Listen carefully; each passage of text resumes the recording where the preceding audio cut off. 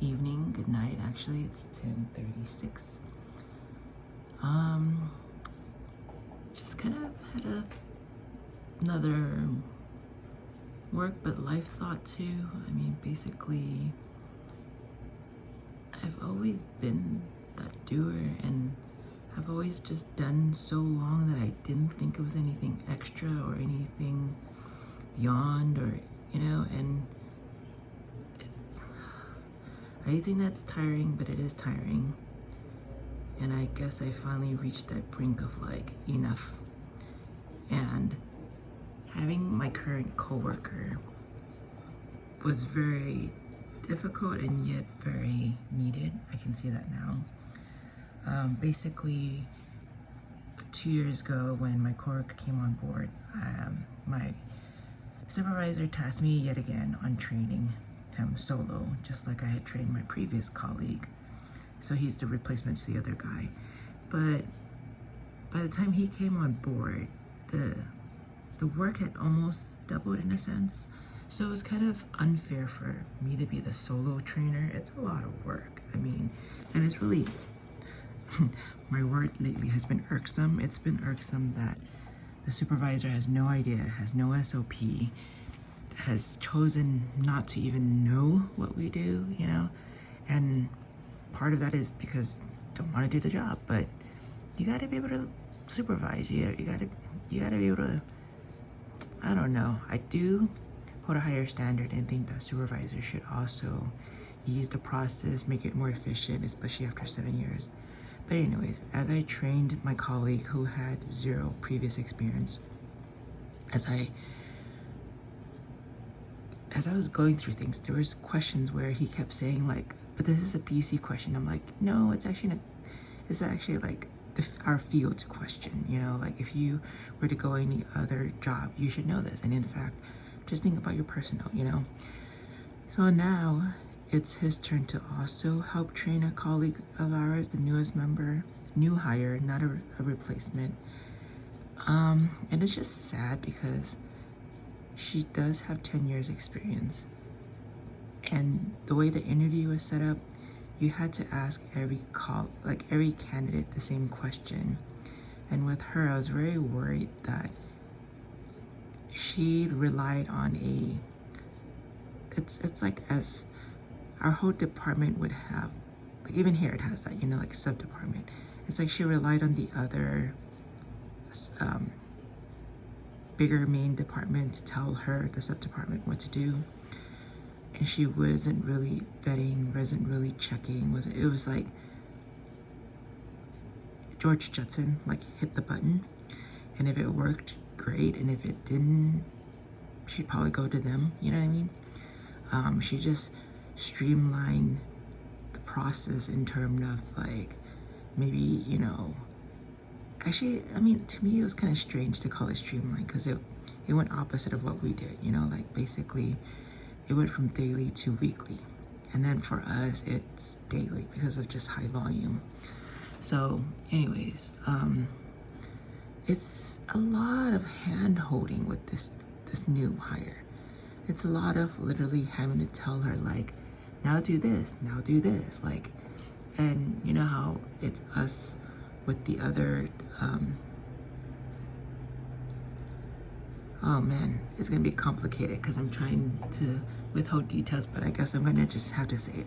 So it's AP versus ops, and so I have to keep telling her like, these are your three, and he has to say the same thing. And finally today we had to tell her supervisor, can you just let her know, because she got confused somehow. And it's almost getting to a point where, because there's 3 ops team, that maybe we're gonna need like her to just be focused on one. And I don't know what to say to that. It just is what it is. And she's had so much tech issue, like not knowing how to connect her printer. Like that's not a company thing. It's like you're at home, and if you bought your own printer, you'd have to do it. You'd have to do it, set it up wirelessly, or you'd have to get the cable and hook it up. And I don't know, like we've all done it, like all of us. So that's just strange. And it's been like 2 weeks now. where she hasn't printed anything. It's really annoying because like getting her and kind of like rushing her to get her was also part of like, we need her right away. And I guess if we had gotten her early when we really needed her, when we were just down to like myself and another colleague, probably would have like fucked with her, because we would have had to train her before, and then she would have had to like really do full coverage plus her own work, and she can barely do her own work. So the question is, how long do we give her, and is there another approach to help her, or is it what it is? And also, she just seems very distracted, and it could be because it's not work from home, her child is there. Yeah, I don't know, because I mean, I thought he goes to school too, but then sometimes he's there, so. And then it kind of reminds us of our supervisor. Oh, dear God, help us. And then my poor colleague, the one that is co-training with me, our supervisor is now trying to like offload shit to him, and he's trying to come up with stuff, and she keeps saying like, you don't have to do it now. Well, you don't have to do it Monday either. You can do it sometime next week. And it's like, it feels very much like it's her job, but she just won't do it. And you know, she said it was like the job of the person who went on leave. So it's like, okay, see, this is why you need the SOP, right? So when someone takes like months off and maybe she won't come back, then that's part of it. And I know this is like malicious, but at this point, I don't want her to come back. Like, you're a dick. Like, I get it. I get that's a thing to do, to take mental health and to screw your whole team for yourself and to like ensure your job and whatever. But for all I know, you're probably like trying out another job, and I get it. I get that's smart.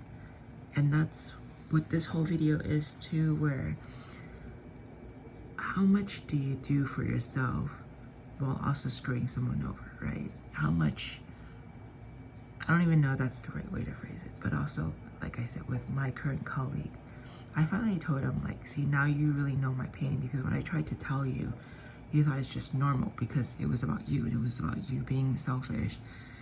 But now when you're on this side, now you're feeling my pain. Like when you're finally in my shoe, and he keeps saying now, like, you're gonna say it, aren't you? Like, yeah, I am, because you guys didn't give a fuck when it was on me.